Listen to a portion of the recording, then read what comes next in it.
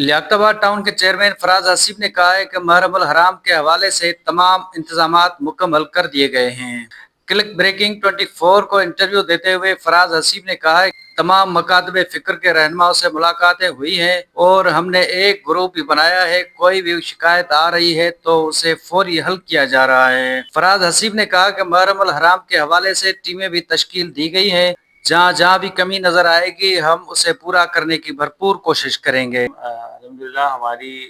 जो मुहर्रम अल हराम के हवाले से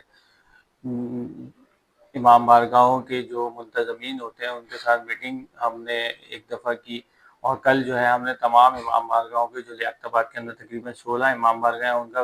जो है विज़िट किया, और जहाँ जहाँ मसाइल थे तकरीबन मैं समझता हूँ 60% तो मसाइल हम पहले ही हल कर चुके हैं, और लोगों ने वहाँ पर इत्मीनान का इजहार किया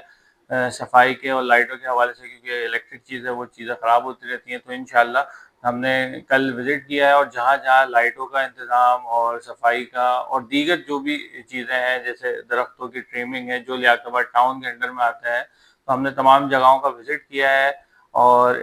जो है आने वाले पीर को जो है पीर मंगल से जो है इंशाअल्लाह लाइटों का भी एक भरपूर तरीके से इंतज़ाम हो जाएगा। इसी तरह तमाम इमाम बारगाहों के जो मुंतज़मीन हैं और इनके जो